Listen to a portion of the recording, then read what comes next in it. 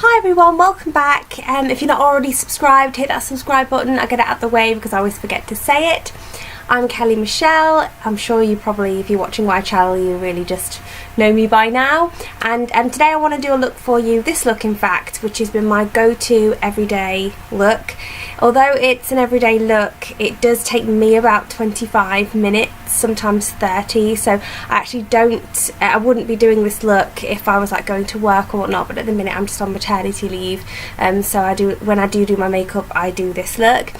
And I will just say one thing I completely forgot to say as I was talking through what I was doing. If you've got hooded eyes like me, make sure you take the lid colour up high enough, otherwise it can close your eyes off quite a lot.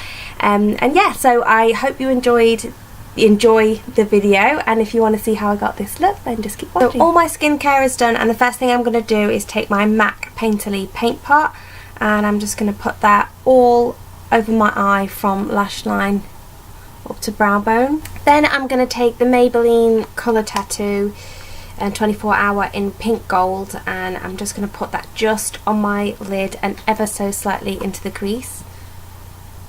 I'm just going to use a clean finger just around the edges just to blend that cream eyeshadow out a little bit. Here I've got a Zoeva 234, which is a Luxe Smoky shader, and I'm going to use the shade Gilded Ganache in the Too Faced Chocolate Bar palette, but I can't show it you because I haven't filmed my update yet for my Pan palette. I'm actually not sure what order they're going to go up in, but I just don't want to spoil it for you. And it's a difficult shade. It's the only green in the palette, so you can't really miss it if you've got this palette. Or if you want to recreate this look, obviously you can just use whatever green you want. You might want to mix the green with a gold. This has kind of like a gold tinge to it. I don't know how to describe it. I think it's supposed to be full of sort of gold shimmer, but unless you put a base on underneath, not just a primer but a base, and then sort of pack it on. As you can see, I'm dipping in and dipping in and dipping in and packing it on. Unless you do that, the gold doesn't really come through and the green ends up looking just a bit like brown, really. I've got a deluxe crease brush from Real Techniques here, and I'm going to dip into white chocolate from the same palette, and I'm just going to go from the crease up to the brow bone. As you can see, this is not a highlight on me. This is the colour of basically of my skin. In fact, because it's, you know, got quite a creamy tone to it and I've got pink undertones, it actually stands out from my skin, if anything, I feel. And I'm just going to take my Bdellium Tool 787 and I'm going to go into Salted Caramel. And if you've lost the sheet for your palette, because the original packaging came with a sheet rather than it written on the palette itself, as you can see I'm just building up a couple of layers. And if you have lost that sheet, then you can always just Google where the colours are, but this is the only sort of matte warm brown in the palette, which is the one furthest on the left. I know some people put like a photograph of the palette and put a ring around what shadow they're using, and I think that's awesome. I just use a really simple editing software, literally Movie Maker. It's Microsoft Movie Maker, so Windows Movie Maker, so I don't have those sorts of fancy skills. Now for this next step, I'm not even looking at you. For this next step, I've tried it with two brushes and they both work well, but I just like it slightly better with the 227 by Zoeva, which is a little bit like the MAC 217. But if it's being really stubborn, I do go in with the 231, which is gives me more ability to really like go at it, because it can be a difficult shade to blend. And the other reason I do it is because, yeah, I'm going to do it now. The other reason I do it is because the next shade I'm using, which is semi-sweet or semi-sweet, I don't know if it's just my palette, because I don't think I've heard anyone else sort of say this, even people panning it, but it's very, very stiff. I mean, the mattes in this palette are densely packed anyway, but this shade is particularly stiff. Sometimes I'll rub a fluffy brush on it and just nothing will come off it at all. So now I've got a bit of colour in there, I'm just going to go in with the fluffier 227, and I'm just going to blend that a bit better. This can this look can take quite a bit of blending, just depending on how blended you like your eyeshadow and how stubborn it's being on the day and what sort of brushes you're using.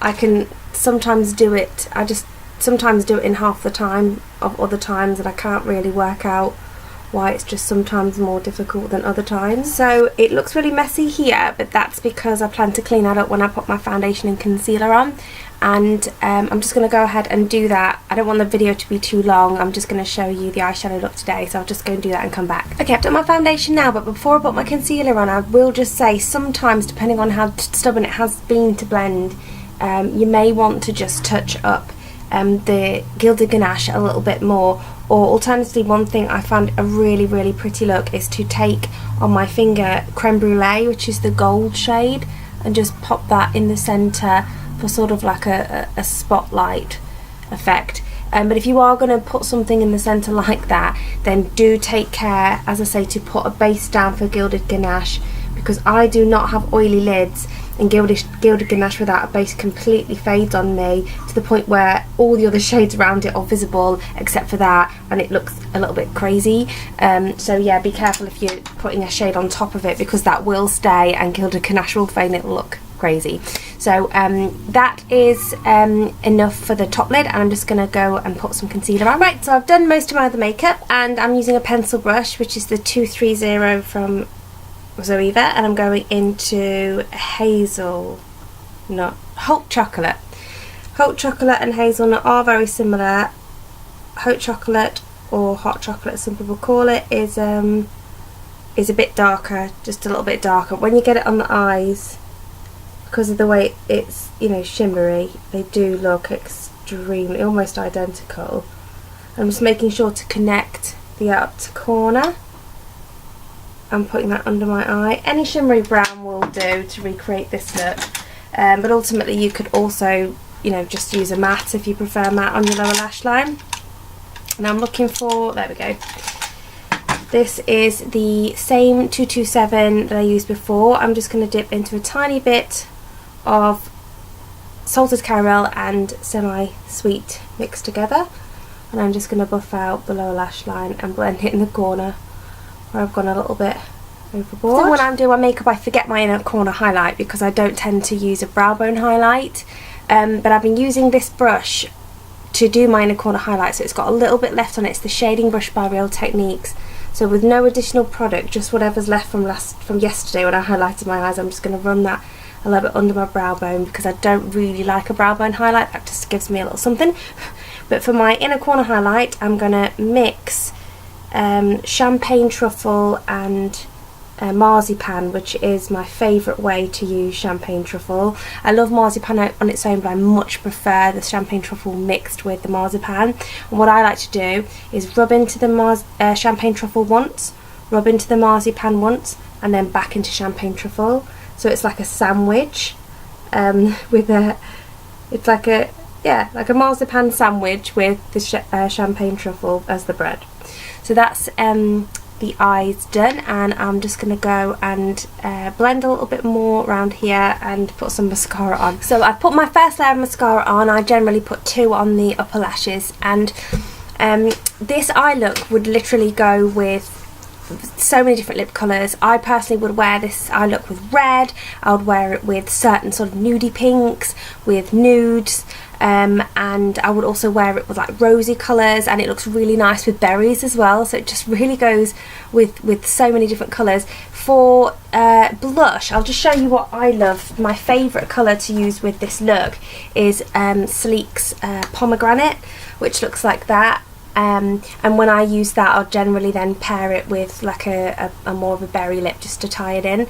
But that is an absolutely gorgeous shade with this green eyeshadow look.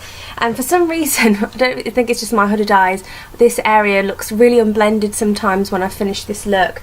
So I've just literally gone over with my original Deluxe crease brush from Real Techniques that I had the white chocolate on, and just made sure that my edges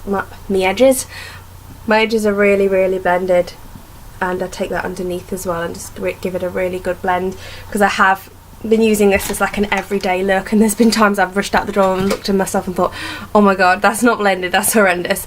So yeah, I'm just going to go and get the lip colour that I'm going to be wearing, which is a Project Pan item of mine. You can wear eyeliner with this look as well if you'd like to. I have done that before and I prefer black when I wear this look if I want to go for something a bit more bold. And just if you're interested in what lip colour I used with the look, it's the e.l.f. Mineral Lip Gloss in Sorority Girl. For some reason I just really love this look with almost a metallic lip. I've got 3 lip glosses in my project pan at the minute which are like a metallic finish, and they go lovely with this look, I think anyway. So yeah, that's the finished look. I will type everything I used in the description bar for you, in the description box, because of the fact that I've not shown the full complete look. And if you have any questions, please feel free to ask. If you're doing Project Pan, let me know, because they're my favourite videos to watch, so do send me your links in the comments. And also if you've got any tips on looks to use up your Too Faced chocolate bar palette. And I'll see you in the next one, guys. Bye!